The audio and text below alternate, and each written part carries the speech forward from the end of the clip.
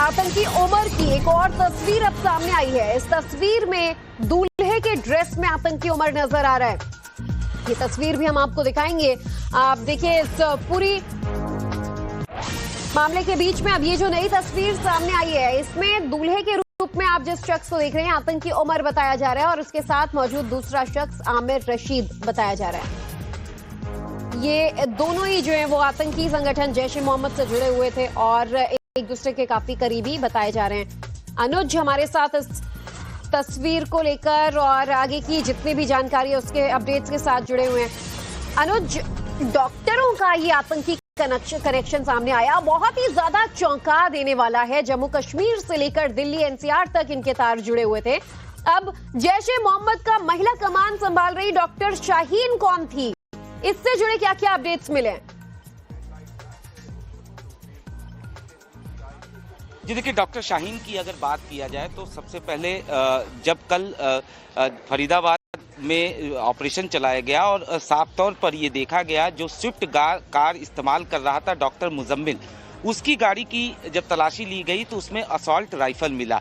जांच के दौरान ये पता चला कि ये जो कार थी वो मुजम्मिल के नाम पर नहीं थी बल्कि डॉक्टर शाहीन के नाम पर थी, जिसको लेकर डॉक्टर शाहीन से काफ़ी घंटों तक कई घंटों तक पूछताछ की गई और पूछताछ के बाद उसकी गिरफ्तारी की गई।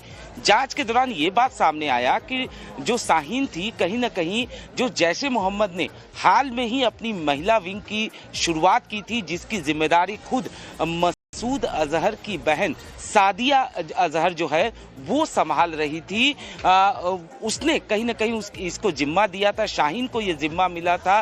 भारत में महिला विंग की कमान उसको सौंपी गई थी और उसका काम था रिक्रूटमेंट करने का, यानी जो गरीब और युवा महिलाएं हैं उनका ब्रेन वॉश कर उन्हें कहीं न कहीं आतंकी संगठन में शामिल करने का।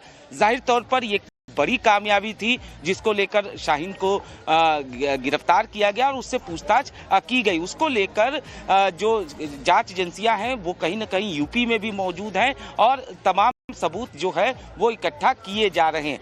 सबसे बड़ी बात यहाँ पर यह है कि इस पूरे मामले की अगर सिलसिलेवार तरीके से हम कड़ियां जोड़ने शुरू करें तो साफ तौर पर न सिर्फ एक बड़ी साजिश की तरफ इशारा कर रहा है बल्कि ये बात भी सामने आ रहा है कि कहीं न कहीं कुछ बड़ा करने की ये फिराक में थे और इसी वजह से दिल्ली के ठीक नजदीक फरीदाबाद में एक्सप्लोसिव जो है वो जमा किए जा रहे थे, इकट्ठा किए जा रहे थे। करीब 2900 किलोग्राम एक्सप्लोसिव का मिलना अपने आप में बड़ा सवाल खड़े करता है और दिल्ली से ठीक बगल में फरीदाबाद में होना निश्चित तौर पर यह दर्शाता है कि किस तरीके से इनके टारगेट पर दिल्ली देश की राजधानी जो है वो रही होगी। इतना ही नहीं, जांच के दौरान कुछ और जगहों के बारे में या कुछ नई चीजें जो हैं वो जांच एजेंसियों के सामने आई है, जिसको लेकर फिलहाल तफ्तीश की जा रही है। वहीं इस धमाके की इस ब्लास्ट की अगर हम बात करें तो इसको लेकर भी तमाम सबूत इकट्ठा किए जा रहे हैं। कुछ नए सीसीटीवी कैमरे की फुटेज जो है वो दिल्ली पुलिस के हाथ लगे हैं। दिल्ली पुलिस की स्पेशल सेल के हाथ जो ये I-20 कार है ये नई दिल्ली एरिया में देखी गई थी। यानी एक बात तो साफ है कि कहीं न कहीं फरीदाबाद से बदरपुर बॉर्डर होते हुए नई दिल्ली होते हुए ये गाड़ी जो है वो लाल किले पर पहुंचती है। उसके बाद लाल किले पार्किंग में गाड़ी जो है कुछ घंटों तक खड़ी रहती है और उसके बाद ये गाड़ी वहां से निकलती है और ठीक जब यहाँ पर पहुंचती है उसके बाद यहाँ पर ये धमाका होता है। इतना ही नहीं, यहाँ पे दो चीजें जो हैं वो जांच एजेंसियों को परेशान कर रही हैं।